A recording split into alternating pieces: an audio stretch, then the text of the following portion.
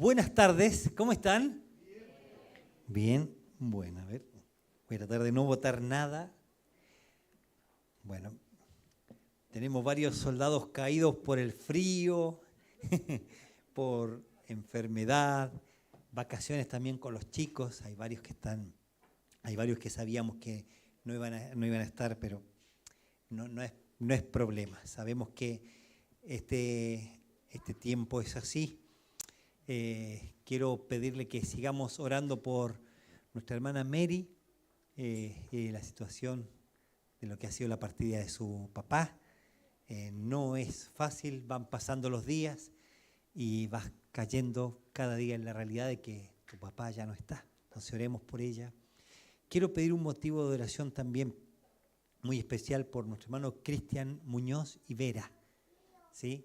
Oremos por Cristian, una situación de trabajo de él, así que oremos por él en este tiempo. No nos olvidemos de ellos. Ellos se habían cambiado de ciudad ahí para estar con la Universidad de Antito, ya estaban en un colegio con el Balti, pero ahora están pasando una prueba respecto a trabajo. Así que oremos por Cristian. Bueno, cada semana tenemos situaciones difíciles, otras complicadas y otras en todas ellas vamos viendo el obrar de Dios, ¿no? Como Él guarda y cuida de sus hijos. Así que, por favor, no deje de orar. Son buenos momentos y buenas ocasiones para orar y orar por otros. Mire, vamos a comenzar el pasaje que estamos viendo. Seguimos viendo Hebreos, ¿se acuerda? Hebreos capítulo 4. Seguimos ahí. Y cuando miraba el capítulo 4, decía, la pregunta era, ¿por qué vuelve el escritor a dejar plasmado la misma situación que había vivido el pueblo de Israel? ¿Por qué vuelve a hablar de la incredulidad que tenían ellos o que habían tenido cuando Dios les había dado la oportunidad de salir de Egipto y le había prometido un lugar para ir? ¿Por qué? Porque son advertencias que el pueblo no había querido escuchar. Porque cuando usted escucha estas advertencias, usted mira y aparecen ahí en el libro de Números. Después hay advertencias en Deuteronomio. Después repite el mismo pasaje en el Salmo 95 a través del rey David. Y ahora en Hebreos vuelve a repetir las mismas advertencias. Pero ahora ya va a enfocarse en las consecuencias de la incredulidad. Yo decía, ¿por qué? ¿Por qué lo repite? Porque hay una naturaleza que tenemos todos, que es de incredulidad. Nuestra tendencia, y quiero serle bien honesto, hermano, mi tendencia, la mía, de Víctor, es muchas veces no creer lo que el Señor ya me ha dicho. Y son advertencias para no caer. Y recuerde lo que dice 1 Corintios capítulo 10, que las cosas que se escribieron, haciendo alusión a lo que había pasado en el Antiguo Testamento, se escribieron para nuestro ejemplo, para que no caigamos. Porque podemos caer, hermanos. Entonces, para introducir, vamos a hacer un recordatorio, ya que nos está recordando, vamos a ir a la fuente. La fuente siempre es la palabra de Dios. Y vamos a ir ahí a Números, capítulo 13. Mientras usted está buscando, yo voy a hacer ahí un repaso tratando de ser corto. El pueblo de Israel era esclavo en Egipto. Dios usa a Moisés para liberarlos de Egipto a través de varias situaciones en las que él obra milagros. Y él, como representante de Dios, se para frente a Faraón y le dice, deja ir a mi pueblo. Faraón dice no. Y Dios va a demostrar que él es Dios de dioses. Y él iba a ejecutar, como dice la palabra, sus juicios contra los dioses de Egipto. Ahora, un paréntesis, el pueblo egipcio, los egipcios y Faraón no creían en Dios, el Dios de la Biblia, el Dios verdadero. No creían porque tenían dioses, porque aún Faraón se le atribuía a ser un dios. Y ellos veían dioses en muchos lugares y Dios iba a demostrar que había un solo Dios verdadero. Pero también el pueblo de Israel no conocía a ese Dios. Cuando Dios se le va apareciendo a los patriarcas, le tienen que decir a Moisés: yo soy el Dios de tus padres. Y se va a revelar y va a mostrar quién es Dios. Entonces, ese Dios los saca de Egipto, como dice la palabra, con brazo fuerte, mano extendida. Es una expresión para decir Dios en su misericordia alarga, extiende su mano, para decir Dios va en ayuda de su pueblo y lo va a sacar con mucha fortaleza. Aunque todos crean en dioses, las supersticiones o lo que ellos veían, hay un Dios verdadero, poderoso. Y Dios se va a manifestar y los libra. Y ellos escuchan que Dios los va a librar y ven un milagro, otro milagro, otro milagro, otro milagro. Para el pueblo egipcio era un juicio, para ellos era un milagro. Y fueron viendo los 10 hasta que son libres y salen ahí y empiezan a caminar. Y lo increíble es que va una columna de fuego delante cuando se oscurecía y una nube para cubrirlos en el desierto. O sea, ellos visiblemente iban viendo el obrar de Dios. No veían una carita, no veían una sombra o un Jesús con barba así. No veían eso. Iban viendo el obrar de Dios en su día a día, en el paso a paso. Y llegan ahí frente al mar. Y miran para todos lados y ven el mar y ven para atrás columnas de polvo y los egipcios venían para matarlos. Y la primera reacción de ellos fue la duda y la queja. ¡Ay, Dios nos sacó para matarnos en el desierto! Mejor nos hubiésemos muerto en Egipto. Y Dios a través de Moisés abre el mar rojo y cruzan. Y Dios va a ir haciendo milagro tras milagro y mostrándole que Él estaba. Tienen sed, Dios les da agua. Las aguas estaban amargas, Dios se las vuelve dulce. No había pan para comer y empieza a aparecer lo que se llamaba el maná, el pan del cielo. Ay, tenemos hambre, pucha, estamos maná en la mañana, maná en la tarde, maná en la noche, maná al acostarse, todos los días maná. Entonces Dios trae codornices. Y había queja tras queja. Entonces van a entrar a la tierra que Dios le prometió. Y envían unos espías. Y ellos vuelven. Y Dios les había dicho, ellos tenían que entrar. Los espías solo iban a mirar y iban a traer un informe. Pero Dios ya les había dicho y le había mostrado que estaba con ellos. Y ahí en el capítulo 13, vuelven los espías y dan el informe. Y dice el versículo 25, y volvieron de reconocer la tierra al fin de 40 días, y anduvieron y vinieron a Moisés y a Aarón y a toda la congregación de los hijos de Israel en el desierto de Param, en Cades, y dieron el informe a ellos y toda la congregación, y le mostraron el fruto de la tierra, y le contaron diciendo, nosotros llegamos a la tierra a la cual nos enviaste, y ciertamente fluye leche y miel, y el fruto de ella, mas el pueblo que habita aquella la tierra es fuerte, y sus ciudades son grandes y fortificadas. Y también vimos a los hijos de Anac, gigantes. Amalek habita en el Negev, y el Eteo, el Jebuseo y el Amorreo habitan en el monte. El Cananeo habita junto al mar y a la ribera. Entonces Caleb los hizo callar al pueblo delante de Moisés y dijo, subamos, tomemos posesión de ella, porque más podemos nosotros que ellos. Mas los varones que subieron con él dijeron, no podemos subir contra aquel pueblo porque es más fuerte que nosotros. Y hablaron mal entre los hijos de Israel. Y mire el resultado, capítulo 14, 1. Entonces toda la congregación gritó y dio voces, y el pueblo lloró aquella noche. y se quejaron contra Moisés y contra Aarón todos los hijos de Israel. Y dijo toda la multitud: ojalá muriéramos en la tierra de Egipto y en este desierto, ojalá muriéramos.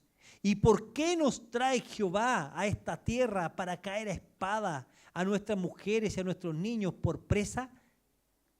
¿No sería mejor volvernos a Egipto? Y decían al unos al otro: designemos un capitán y volvamos. Versículo 6, y Josué, hijo de Nun, y Caleb, hijo de Jefone, eran los que habían reconocido la tierra, rompieron sus vestidos y hablaron a la congregación diciéndoles: la tierra en donde pasamos para reconocer es tierra en gran manera buena. Si Jehová se agradara de nosotros, Él nos llevará a la tierra y nos entregará esa tierra que fluye leche y miel. Por tanto, no seáis rebeldes contra Jehová, ni temáis al pueblo que está en la tierra, porque nosotros los comeremos como pan. Su amparo se ha apartado de ellos, y con nosotros está Jehová de los ejércitos. Entonces toda la multitud habló de apedrearlos. ¿Vio lo que pasó? Vuelve el informe y ellos no creyeron. Dijeron: no puede ser. No, no, no, no. Y se quejaron. Ay, mira lo que me está haciendo Dios. Mira lo que Dios nos hace. Y es esa mentalidad del ser humano de queja, de no querer creer que Dios les va a acompañar. Escúcheme, la promesa no era esas promesas falsas. Nada te va a pasar. Dios te va a proteger, no va a haber ningún problema. Ven a Dios y se te solucionan todos tus problemas. No. Habían enemigos, habían ciudades fuertes, habían problemas, habían gigantes, pero Dios estaba con ellos. La promesa era: yo te voy a acompañar. En medio de circunstancias difíciles, eras esclavo en Egipto, yo te doy libertad. Ahora hay que ir a la tierra. Había que cruzar el desierto, había que cruzar el mar, habían enemigos, pero Dios estaba con ellos. La presencia de Dios iba a ir con ellos. Dios iba a cuidar de ellos. Y en medio de circunstancias difíciles, ellos iban a seguir viendo a Dios obrar. Porque recuerde, hubo situación difícil. ¿Cayeron granizos? Sí, pero no los lastimó a ellos. ¿Murieron los enemigos? Pero ellos no murieron. ¿Había agua amarga? Sí, había agua amarga. Pero Dios la convirtió en dulce. Faltaba el pan, pero Dios les dio. ¿Entiende? O sea, no era que no habían falta, no es que no iban a haber problemas, no es que no iban a enfrentar dificultades, no era que el sol no hacía calor en el desierto, era que en medio del desierto Dios cuidaba. En medio de lo difícil Dios estaba. Y si había una situación más difícil, Dios iba a sostener sus vidas. Pero ellos no creyeron, aunque vieron, aunque experimentaron, aunque probaron, aunque escucharon lo que Dios dijo, no quisieron creer. Incredulidad. Entonces, el pasaje que leímos, o que vamos a leer ahí en Hebreos, hace alusión a eso que pasó años atrás. Y no quisieron creer. No quisieron creer. Dice, en otra parte dice: por cuanto os habéis negado a seguir a Jehová, no van a entrar. Ellos se negaron, dijeron: no, Dios no puede, Dios no lo va a hacer. Es más, si usted lee el capítulo 14, versículo 22, dice: 10 veces no han oído mi voz. O sea, Dios habló, Dios habló, Dios habló, Dios volvió a hablar. ¿Y qué es? No escucharon. Eso dice, usa otra palabra, no oír. La voz de Dios venía y ellos negaron, no quisieron oír lo que Dios les decía. ¿Puede pasar al ser humano o a nosotros que estamos acá en el templo hoy o a los creyentes que Dios nos dice algo y no queremos oír? Sí. No entraron. Después lo repite, Salmo 95, a través del rey David, diciendo, juré mi ira, no entrarán. El juez justo, Dios, juzga el pecado del humano y dice, no, está mal. Está mal, es pecado, es incredulidad.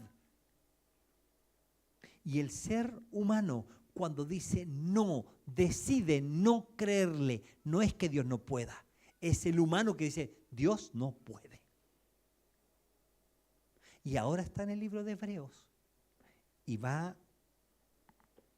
vamos ahí al capítulo 4, dice, por tanto, puesto que falta que algunos entren en él, aquellos a quienes primero se les anunció la buena nueva, no entraron por su desobediencia. Y otra vez determina un día diciendo, después de tanto tiempo por medio de David, como se dijo, si oyereis hoy su voz, no endurezcáis vuestros corazones. Porque si Josué les hubiese dado el reposo, no hablaría después de otro día. Por tanto, queda un reposo para el pueblo de Dios. Porque el que ha entrado en su reposo también ha reposado de sus obras, como Dios de las suyas. Las advertencias continuas de las consecuencias, diciendo cuidado con las consecuencias del pecado, venían a ellos. La generación del Éxodo no entró. Después hubo otra generación que entró con Josué. Pero algo pasó. Entraron a la tierra. Pero vuelve a repetir que hay un descanso. Y vuelve a decir que hay gente incrédula y dice, no creyeron. Y le vuelve a decir, si hoy oyereis su voz, no endurezcáis vuestros corazones. Y compara como el pasaje que leímos antes. O sea, ¿qué es lo que está diciendo? Cuando yo he oído lo que Dios dice, cuando Dios me ha hablado claramente y yo no quiero obedecer, cuando hay un accionar interno que se rehúsa a lo que Dios dice, cuando no quiero confiar, cuando hay momentos difíciles que cuesta confiar, cuando viene esa pregunta, ¿será que Dios puede? ¿Nos cuidará el Señor? O si pasó algo difícil, Dios no me cuidó. Eso es incredulidad. Y eso, en la medida de Dios, es pecado. Hermana, hermano, ¿ha pasado o está pasando momentos de incredulidad? ¿No sería bueno, ya que lo repite una vez y otra vez y otra vez, examinar nuestros corazones? Es decir, ¿cómo estamos? Porque lo vuelve a repetir y no queremos saltarlo. Hemos decidido seguir porque uno dice, oye, otra vez va a repetir lo mismo. Otra vez va a recordar lo mismo. Para que no caigamos en el pecado de la incredulidad. Querido Señor, en este tiempo frente a su palabra, queremos oírle, Señor, y tener tanto cuidado con el pecado de incredulidad, porque se repite a través de la historia la incredulidad del ser humano. Señor, ayúdeme tantas veces, Señor, me encuentro dudando de lo que usted dice, Señor. Ayúdeme, Señor, a que mi fe crezca, que usted crezca y yo disminuya. En su nombre oramos. Amén. Y vamos a ver ahí la primera consecuencia en el versículo 6. Por lo tanto, puesto que falta que algunos entren en él, aquellos a quienes primero se les anunció la buena nueva, no entraron por causa de la desobediencia. Por tanto, puesto que falta que entren en él, va a hablar de las consecuencias y va a decir que aquellos a quienes primero se les anunció la buena nueva no entraron. ¿Qué está diciendo? Hay algunos de aquellos de ese grupo que escuchó, van a entrar, Dios los va a acompañar, no entraron por su incredulidad. Se les anunció, les llegó el mensaje, van a salir de Egipto, Dios va a ir con ustedes, van a entrar en la tierra prometida. Recuerda, el mensaje no era, no van a haber gigantes, no van a haber pruebas, el desierto va a florecer y no va a pasar nada. No, no era eso. Había una libertad de Egipto, libres de la esclavitud, para servir al Señor en una tierra distinta. Y el descanso siempre tenía que ver con confiar en el Señor. Vas a poder confiar en el Señor. Ahora, ellos podían confiar por lo que Dios ya había hecho. Ya había hecho los milagros, ya les había hablado, ya había demostrado su poder, pero había duda en el corazón. Así como ellos dudaron, aunque recibieron el mensaje, lo tiene que volver a repetir el salmista David, Salmo 95. El Salmo 95 es interesante. Los judíos celebraban varias fiestas, habían fiestas anuales, habían varias. Había una que todos se reunían, la fiesta de la Pascua, y venían de todos lados, de hecho venían de otros países, de otras ciudades a Jerusalén a celebrar la Pascua. Y cuando ellos iban caminando, iban leyendo o recitando canciones o recitando salmos. ¿Sabe cuál era uno de los que decían? El 95. Imagínense ir cantando las canciones y decir o escuchar ustedes: hermanos, si hoy oyereis su voz, no endurezcan vuestros corazones. Uy, ¿cómo si yo voy a celebrar? Voy a ese tiempo con el Señor. ¿Por qué me dice eso? ¿O se imagina si alguien le dijera? ¿O se me cruzara alguien? Hermano Víctor, si usted escucha su voz, no endurezca el corazón. Ay, ¿qué se cree? ¿Cómo me está tratando? Me ofende si no ve mi corazón. Era un salmo recordatorio. Cuidado, advertencia, hay consecuencia por el pecado. Ellos escucharon y no oyeron. Se lo recuerda al pueblo de Israel, y el pueblo de Israel siguió en incredulidad, tanto que en el tiempo de los reyes, después que muere el rey David, ellos se rebelan una vez, se rebelan otra vez, se rebelan otra vez.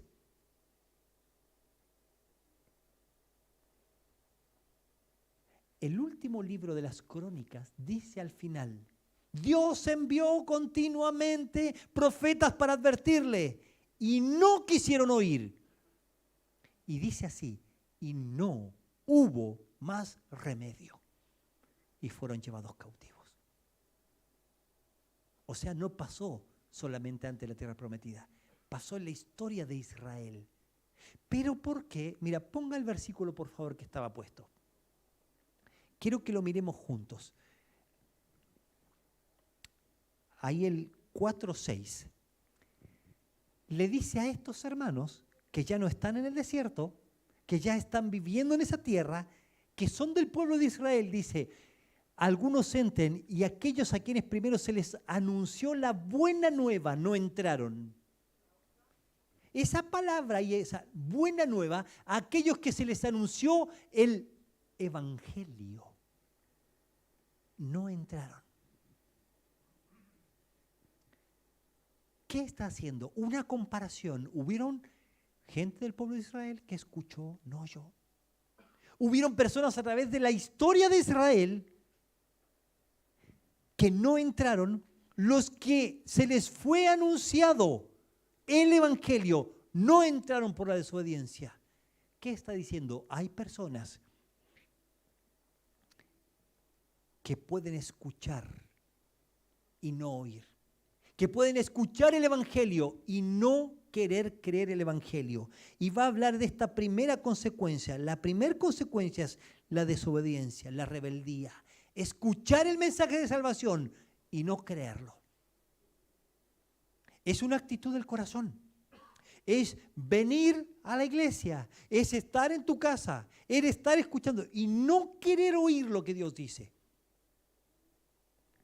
Yo una vez traté de definir que yo iba a la iglesia de chico y escuchaba y escuchaba y escuchaba. Y un día me di cuenta de que yo nunca, de verdad, nunca había entendido el mensaje de salvación. Escuchaba esta palabra, buenas nuevas. ¿Qué es buenas nuevas? La salvación, ¿qué es eso? Ah, sí, Jesús murió. Y para mí era una historia, de verdad. Para mí era una historia, era como un cuento de niños. Sí, Jesús vino, murió. Pero nunca entendí de que yo era pecador perdido, que mi pecado me separaba de Dios y me llevaba al infierno. Quiero decir, hermano, yo memorizaba estos versículos. La paga del pecado es muerte. Pero no entendía. O sea, yo por ser pecador merezco pagar. Iba a la iglesia, estaba todo bien. La palabra de Dios decía que la paga del pecado era muerte. Por mi pecado estaba separado de Dios, iba al infierno, y que Cristo había venido a la tierra para morir y pagar por mis pecados. Yo era pecador perdido y mi pecado me llevaba al infierno y yo debía morir en la cruz. Y escuché el mensaje y entendí, Cristo murió por mis pecados. Y algo pasó ese día. Algo malo. Entendí el mensaje. Cristo murió por mis pecados. Si me muero me voy al infierno. Necesito pedirle al Señor que me salve. Pero me fui a mi casa y no le pedí perdón a Jesús por mis pecados. Volví la otra semana y hablaron de que Jesús nos limpiaba con su sangre. Y que podía limpiarme, que yo tenía que arrepentirme y pedirle perdón. Y no pedí perdón. Y ese día hablaron del infierno. Y que la consecuencia de mi pecado era el infierno. Que yo tenía que pagar por mi pecado. Y que Jesús había muerto para rescatarme, para que yo no vaya. Y hablaron de Zaqueo. De ese hombre que está ahí en el árbol. Y el Señor va donde él. Y le dice, Zaqueo, baja, ven. Y el Señor va al encuentro y va a su casa. Y cuando le dicen a Jesús, ¿por qué estaba ahí? Él dijo, el Hijo del Hombre vino a buscar y a salvar lo que se había perdido. Yo sabía que Cristo había venido a morir por mí, que yo estaba perdido. ¿Y sabe qué pasó? No pedí perdón por mis pecados. Y el día jueves de esa semana, ya era la tercera semana, empezó a pasar algo en mi corazón. Y dije, Señor, si muero hoy voy al infierno. Y me arrepentí. Y pedí perdón. Pero siempre pensé que era bueno, que no era tan malo, que mi corazón no era tan rebelde. Escuchaba, entendía y no quería. Y el Señor, por su gracia y por su misericordia, como dice la Biblia, extendió su misericordia. Y pude entender la salvación. Y le pedí a Jesús. Yo no soy de los que anda desconfiando si usted es salvo o no. Si usted lo veo triste, digo, capaz que se va a ir al infierno. No creo eso. Pero creo que si la palabra de Dios dice que hay personas que escucharon el Evangelio y no son salvos, puede haber personas acá hoy así. Que has escuchado. Y tu corazón está en rebeldía. No quiere obedecer al Señor. Y dice ahí, aquellos a quienes primero se les anunció la buena nueva, aquellos que se les anunció el Evangelio, no quisieron oír. A lo mejor se te ha anunciado el Evangelio y no has querido pedir perdón. O a lo mejor puede haber alguien que sufres en tu corazón diciendo, ¿por qué si escucha? Porque es el corazón humano, hermano. Porque somos así. Mire, quiero darle unos ejemplos de incredulidad, porque a veces uno dice, el pueblo de Israel, allá. Pero mire este ejemplo. El Señor se revela al hombre, a la humanidad, y viene a hablar con Abraham. Y dice la Biblia que Abraham era llamado amigo de Dios. Hay que tener cuidado con los conceptos, porque no dice que Dios era amigo de Abraham. Abraham era llamado amigo de Dios. Y está hablando y le cuenta de que va a destruir Sodoma y Gomorra. Y cuando están hablando, hay alguien que está parando la orejita. Era fácil porque eran carpas. Estaba Sara. Y Dios le dice, Abraham, tu esposa va a quedar embarazada. Y dice la Biblia que ella se rió. Y Dios habla con él y dice, ¿te reíste? No me reí. Estaba como nerviosa, dubitativa, no sé, cuando me pongo nerviosa. Y Dios le dijo que iba a tener un hijo. Y ella dudó. Y Abraham escucha eso. Y hubo ese momento de duda, hermano. Le pasó a ellos. Pero Abraham decide, dice la Biblia, que él creyó en esperanza contra esperanza. ¿Qué pasó? ¿Hubo algún milagro? ¿Bajó algo? No, él puso su confianza en el Señor y dijo, yo creo que Dios puede. Noé, Dios le dijo, haz un arca. Y lo hizo así Noé, hizo conforme a todo lo que Dios le mandó. Escuchó y creyó. Pero tú empiezas a leer la Biblia y a ver de personas que Dios les dijo algo. Por ejemplo, Juan capítulo 7, versículo 5, dice que los hermanos de Jesús no creían en él. Uno dice, bueno, uno es el pueblo de Israel.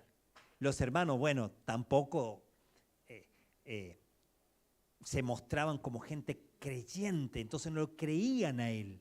Pero mira, quiero que me ayude a hacer un ejercicio. Mateo 28, 17.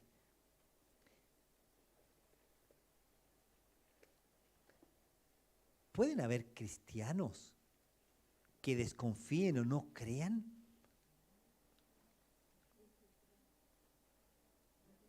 Mateo 28, 17.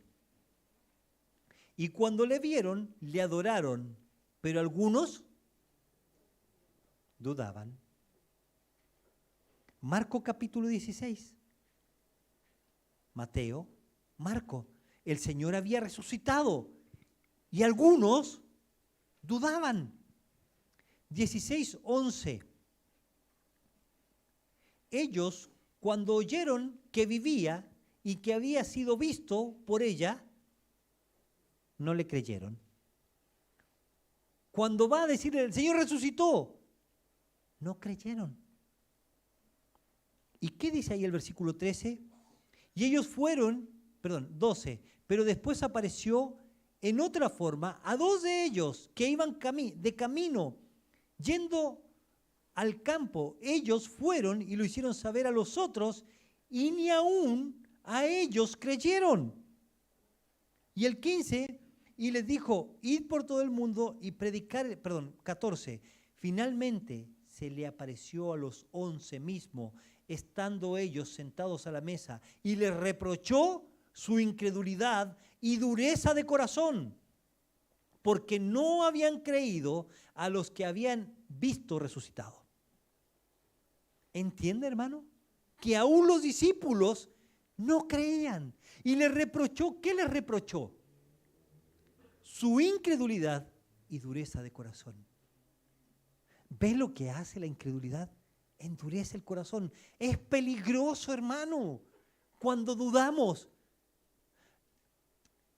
De vuelta, no es, creemos que todo va a pasar bien, que nada malo va a suceder, que vamos a ir en las nubes y que si pasa algo, me va a sacar el Señor. No. Podemos pasar pruebas y momentos difíciles de enfermedad, de dolor. Va a pasar, hermano.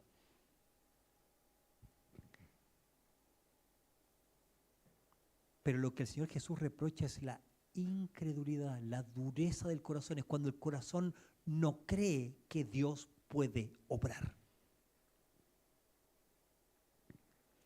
Eso hace tu corazón y mi corazón. Imagina, hermano, el Señor Jesús va caminando con dos de los discípulos y Él empieza a recorrer el Antiguo Testamento y enunciando a los profetas, diciéndole, mira, todas las profecías decían que yo iba a resucitar, que Jesús iba a resucitar. Y en ningún momento ellos dicen, sí, Señor, tienes razón. Y les costó creer, estando con el Señor al lado. Hermano, ¿qué endurece tu corazón? ¿Hay algo que te cuesta creer? La incredulidad es esa falta de confianza en el Señor. Incredulidad no es, oh, yo creo que Dios va a hacer un milagro y va a sacar ese árbol. No, incredulidad es no confiar que Dios va a obrar. Es la desconfianza de cómo va a ser. ¿Por qué no lo hace? ¿Por qué me pasa esto? Eso es incredulidad, hermano. Cuidado. Cuidado, hermana, con la desobediencia.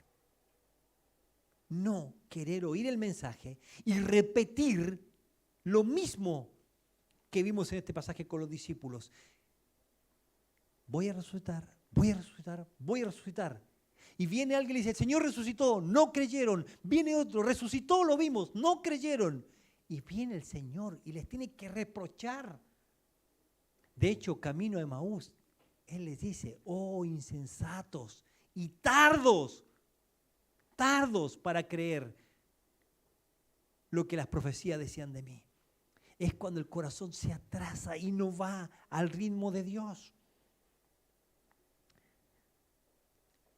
No solamente la desobediencia, sino la dureza. Versículo 7.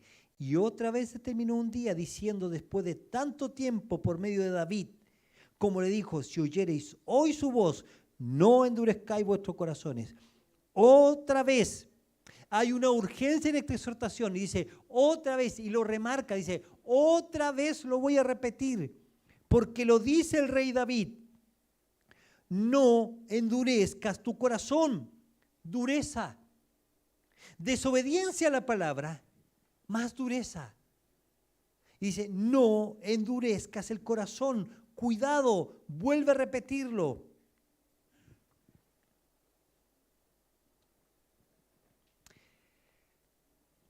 A veces, hermano, dudamos tanto del Señor. O a veces nosotros no creemos que Dios puede tener su gracia extendida. No nos cuesta, no sé por qué, ver con esperanza la gracia de Dios, valorar la gracia.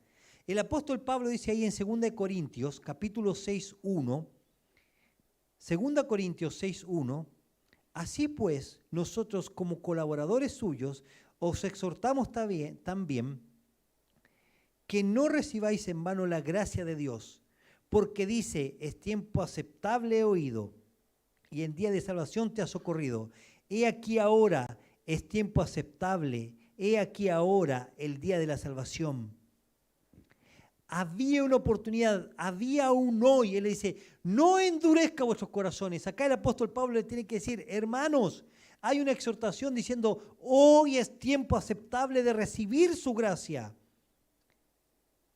Después de tanto tiempo, vuelve a repetirlo. Otra vez, este llamado, querido hermano, otra vez es un llamado atemporal. Se los hizo allá. Se lo repitió en el Salmo 95 y vuelve a decir hoy, no endurezcas el corazón. Cuidado, hermano, cuidado con la dureza del corazón. No endurezcáis vuestros corazones. Si bien es un llamado urgente, pero ¿qué está tratando de hacer el escritor acá? ¿Está tratando de repetirle como una mamá cuando el niño no obedece? ¡Obedece! ¡Obedece! ¡Obedece! ¡Obedece! ¿Y se fue el niño?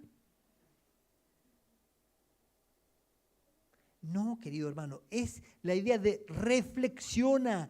Cuidado, hermano, si tratas de manera liviana tu salvación. Si eres salvo y dices, bueno, no importa, ya está. No, no endurezcas el corazón, hermano.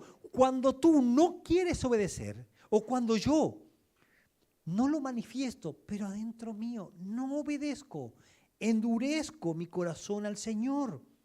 Cuidado, hermano, si tratas de manera liviana tu salvación. Tercera consecuencia, versículo 8. Porque si Josué les hubiera dado reposo, no habría después otro día.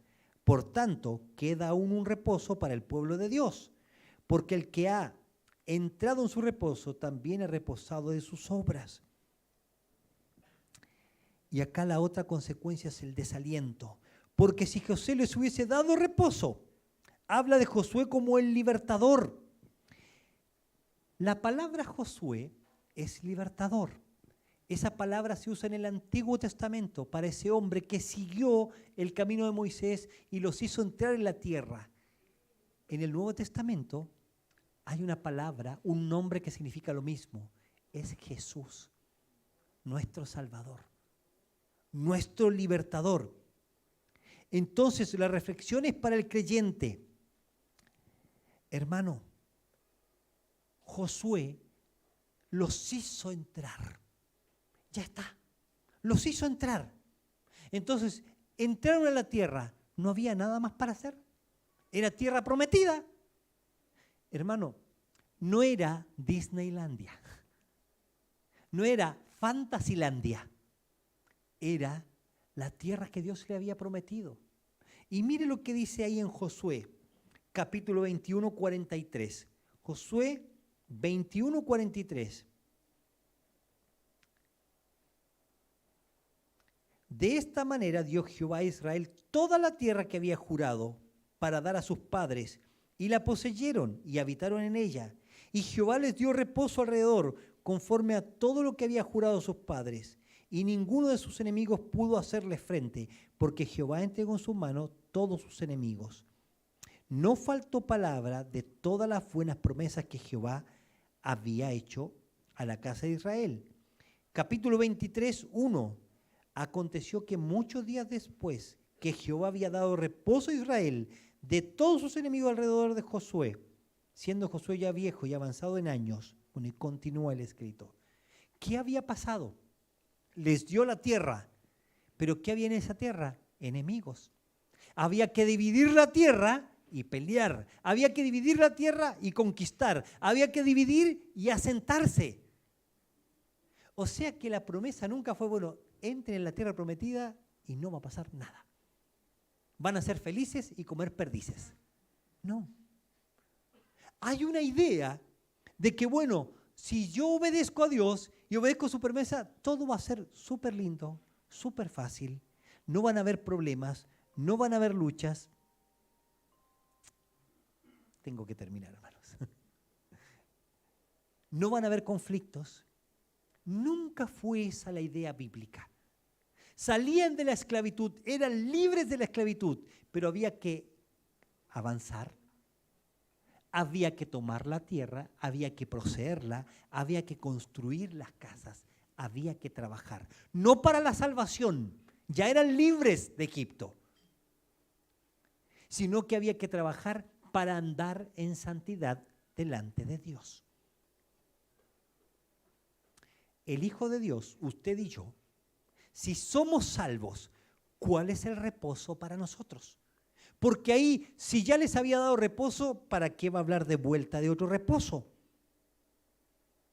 Por tanto, queda un reposo.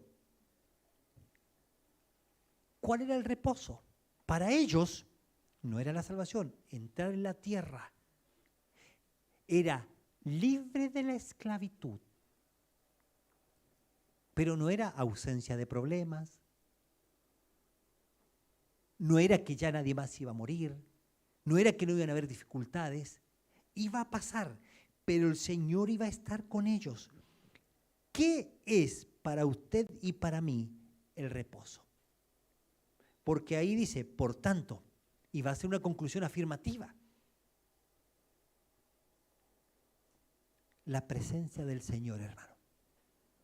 La presencia del Señor. Cuando Moisés va a salir y va en esa conquista y tiene que salir de Egipto, tiene un encuentro con el Señor y él dice, Señor, si tu presencia no va con nosotros, no nos saques de aquí. Y el Señor, ¿qué le dice? Mi presencia irá contigo y te dará descanso. Éxodo 33, 14. Y dijo, mi presencia irá contigo y te dará descanso. Y Moisés respondió, si tu presencia no va conmigo, no nos saques de aquí. Cuando salieron, pelean contra Amalek. luchan contra los enemigos. Hubo falta de agua. Entonces descanso no es, está todo bien. No es la canción, todo va a estar bien, y sonaba ahí de fondo y iban por el desierto. No, no es eso. No es canción, es confianza en que el Señor está contigo. Las canciones son lindas, no vamos a demonizar, van a decir, van a sacar las canciones de la iglesia. No. Lo que estoy diciendo es que es la fe en acción. Confío en que el Señor me va a acompañar. Mi presencia irá contigo y te dará descanso. Es lo que dice ahí 1 Pedro 5:7. ¿Qué dice 1 Pedro 5:7? Acompáñeme, por favor. Echando toda vuestra ansiedad sobre Él, porque Él tiene cuidado de vosotros. Es una práctica de fe. Ellos iban a entrar iban a ser libres, iban a cruzar el desierto por la fe, iban a tomar la tierra por la fe. Nosotros, ¿qué debemos hacer? Hay ansiedad en su corazón. ¿Qué hago por la fe? ¿No va a haber ansiedad? No, hay que echarla sobre el Señor. Ir, Señor, desconfío, Señor. Estoy ansioso, yo no sé si va a entrar a la universidad mi hija, mi hijo, no sé qué va a pasar con el préstamo, no sé si vamos a poder lograrlo, no sé si va a terminar, no sé si... Y tengo la ansiedad. ¿Y si no pasa? ¿Y si no se logra? ¿Y si no se abre la puerta? Y si no pasa, la presencia del Señor va a estar con usted. El Señor le va a sostener. Porque nosotros estamos muy ansiosos por cosas que no podemos cambiar. Es una práctica de fe. Filipenses 3:7. El apóstol Pablo va a decir en un momento que todas las cosas que él había logrado en su vida las tenía como basura, como pérdida. ¿Cuántas cosas eran para mi ganancia? Las he estimado como pérdida por amor de Cristo. No confío en todo lo que hice. ¿Era bueno andar en buenas obras? Sí, Dios lo había prometido. El apóstol Pablo, ¿qué le traía alivio? Decir, bueno, yo soy buen cristiano o yo tuve este pasado. No. Todo lo que he tenido es pérdida. Mi confianza dice, a fin de ganar a Cristo. La meta era el Señor. Prosigo a la meta, al premio del supremo llamamiento de Dios. Prosigo pensando en el Señor, no en la circunstancia, no en lo que he logrado. Hermano, confianza también es decir, yo no confío en que yo sirvo en la iglesia, en lo que yo hago, en que me porto bien, en que Dios me bendice porque me porto bien. No. Confío en mi Señor y hago las cosas confiando en Él. Tengo ansiedad, la llevo a Él. Sirvo al Señor, no confío en eso para que Dios me bendiga. Confío en el Señor que me permite servirle. Cuidado, querido hermano, con ser de las personas. A lo mejor usted no tiene desconfianza. Usted de lo que confía mucho en su servicio, en su ministerio, en lo que te hace, en su capacidad, en la excelencia. Cuidado. ¿Sabe cómo se llama eso? Legalismo. Cuando yo confío que cumplo todo lo que el Señor me dice. Quiero terminar con un versículo ahí en 1 Tesalonicenses. No quiero que usted diga hoy, uy, nos advirtió el hermano Víctor y me vine triste. Estas son palabras de aliento que está diciendo. Hermano, aliéntese. Por tanto, ¿qué? 1 Tesalonicenses 4:18.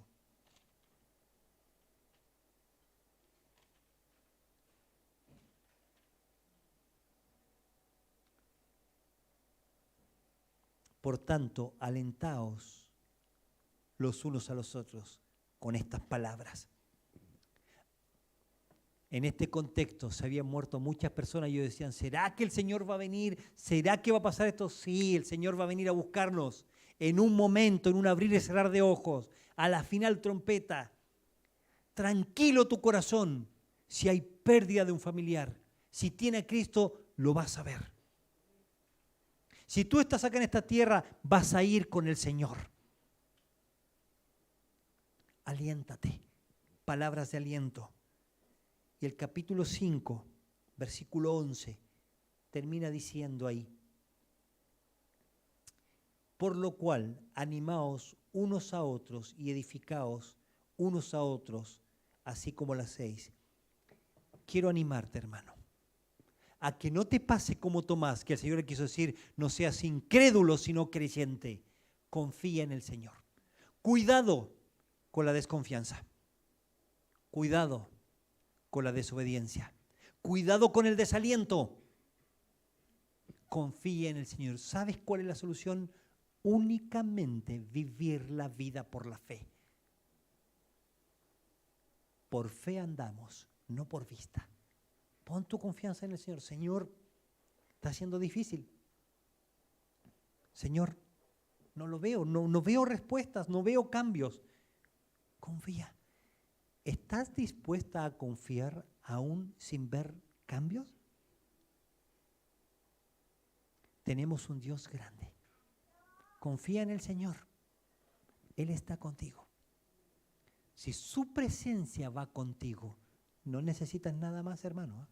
Si su presencia está contigo, no necesitas nada más. ¿Va a doler? Sí, puede doler. ¿Puede ser difícil? Sí. O se lo planteo de otra manera. Julito está trabajando en la autopista y viene una ambulancia, ¿no? Y los choca por atrás. ¿Dios no estaba? ¿Dios se corrió para el lado? La presencia del Señor estaba ahí, hermano. No es que no va a pasar un problema. Nuestra hermana Mary, falleció su papá. ¿Dios no está? Dios la deja ahí como para hacerla sufrir, o esas frases, Dios no, ¿cómo se llama? Dios castiga pero no a palos, Dios aprieta pero no ahorca, ¿y eso está haciendo Dios con ella? No, la presencia del Señor estaba ahí con la hermana Mary y la va a acompañar para estos momentos difíciles. Abuela, cuando escucha noticias difíciles de Venezuela, ¿Dios no está? ¿Dios la hace sufrir? No, la presencia del Señor la sostiene y le da descanso. Cristian, con la situación difícil ahora, de trabajo, ¿Dios se ausentó? No. Su presencia le va a dar descanso. Eso es fe práctica, hermano. No es ilusoria. Señor, gracias por su palabra buena. Señor, debemos practicar la fe. Las circunstancias difíciles nos deben llevar a afirmarnos de usted, a ser sostenido por usted. Señor, perdona nuestras incredulidades. Sosténganos, Señor. Obra en nuestras vidas. Gracias, Señor, porque tenemos un Dios en el que podemos confiar, tenemos un Dios al que le podemos creer, tenemos un Dios que está con nosotros. Señor, ayúdenos a caminar por fe. En su nombre oramos. Amén. Gracias, mis hermanos.